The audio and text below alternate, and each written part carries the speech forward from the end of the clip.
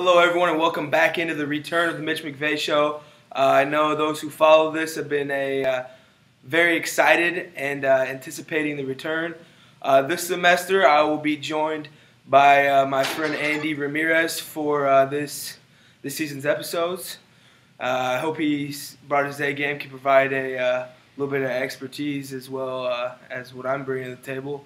So thank you for joining us, and let's get it going. As some of you may know, Andy here is a Bears fan. Yes, I am. Bear down. Chi-Town. And they made Southside. a less than questionable, or more than questionable, decision in hiring the Canadian football coach, CFL. Mark Trestman.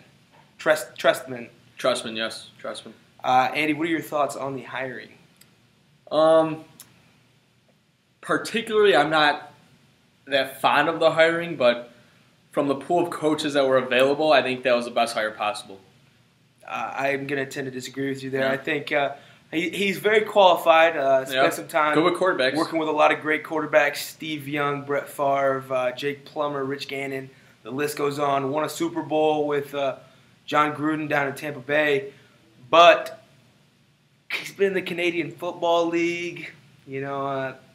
I mean, the other two coaches, you have Bruce Arians, won a couple Super Bowls with the Steelers. Of course, they've been a powerhouse the last 10 years or so. Mm-hmm. So he's been getting it done, especially this year with the Colts, taking over when Chuck Pagano went down with the fight with cancer. He took over the reins of that Colts offense and led them to the playoffs. So I think he was very qualified, along with Darrell Bevell, the offensive coordinator from Seattle. He's had a great season this year with them. Very good at leading a rushing attack. The Bears have Forte, very good running back in his own rights. So, I mean, I don't think it's a big loss by taking Trestman over the other two, but we'll see how it plays out. I think it also signifies that if the Bears don't win under Trestman, that might be Cutler's end in Chicago. I would say that for sure. Yeah. Especially, I mean, I think it's his last chance to produce with the offensive coach. No more defensive-minded coach, so we'll see. I mean, they brought in a guy who specializes in his position, so we'll see how that goes. All in with Cutler. In other big news, the Manti Te'o story broke today that, of course, Andy's a Notre Dame fan, so we're doing a little bashing on him on his first, actually, this is his second episode. So, we saw him talk so highly of Te'o in the Bowl Predictions show. So, Te'o comes out, he had the girlfriend, grandma die in the same day. That was his girlfriend. His big thing. Yeah, girlfriend. Turns out the girlfriend is a scam. She's actually not a real girl at all. Yeah.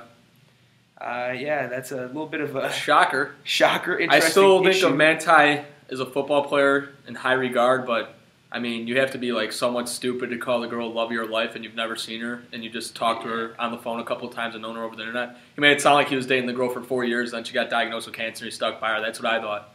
Then I found out that she's probably some 40-year-old dude on his couch all day. Yeah, one of the rumors swirling, the girl's first name of this fake girlfriend was actually the same as one of his girlfriend, well, not girlfriend, but a friend that was a girl from high school, as well as the girl's last name, this fake girlfriend's last name, was the same as another girl that went to his high school, and they used her picture. So rumors are swirling that Manti had a big role in it and was possibly using this to get Heisman votes. There was a source that said somebody was 80% positive that Te'o had something to do with it, but truth will eventually come out. I mean, big shame. Once again, like Andy said, still a great football player. Yeah, hell of a football player. So, I don't know how you could fall for that, and it was definitely used it for, I don't know, maybe motivate his team more, but it's came back to bite him in the butt now. So it definitely did, and didn't even, if he was using it for Heisman votes, he didn't even get the job done. Well, he was the highest ever defensive player voted. That's true, but still didn't win the Heisman, so it doesn't matter. And tough loss there in the national championship. Still trying to get over it. Number 3 recruiting class coming in now that Brian Kelly decided to be a moron and interview for NFL head coaching jobs. But I mean, while we're talking about Notre Dame, let's stick with it. What do you think the Irish's future is moving forward? I mean, I don't think the Te'o scandal affects the university at all. I think it's just all. Manti Te'o's. I think it's just all. I think it's just all Manti Te'o's. Problem. Image. That's what I was looking for. It's all on Te'o's image, but I think Notre Dame's football. I think it's a bright future as long as Kelly doesn't do any of this other stuff. I think as long as they keep their recruiting class intact right now and do not lose any more recruits. They've had a lot of great recruits. They still got maybe around 5 recruits from. I think they got 2 from Oregon and a couple USC decommits that are still looking at Notre Dame. So they could improve that recruiting class and easily get the #1 recruiting class in the nation this year. So I'm looking forward to that. But as long as they keep the recruiting class intact right now, I think they're going to be good. My favorite of the recruits for the Irish coming in next year is Malik Zaire. How do you see him playing in? Do you think he has a chance of taking over the job from Everett Golston? I think when Golston's done, they're probably going to turn to Gunnar Kiel, the highly touted freshman this year. I'm pretty sure he redshirted because he didn't play at all this year, but I think they'll turn to him. But he could be interesting. He's a dual threat quarterback. He's got 6'2", 220, good size and height, so it would be interesting to see how Kelly utilizes him. It's been said that Malik Zaire is a better version of Everett Golston, very similar players. Everything Golston does, Zaire can do better. Of course, he gained a lot of his notoriety from the show on ESPN with Trent Dilfer. The name's escaping Elite me 11 right now. quarterback. Elite 11 quarterbacks. Yeah. There we go. So that'll be interesting to see how that plays out. Mm-hmm. In other sporting news today, LeBron James breaks through the 20,000 point mark, youngest player to do so at age 28.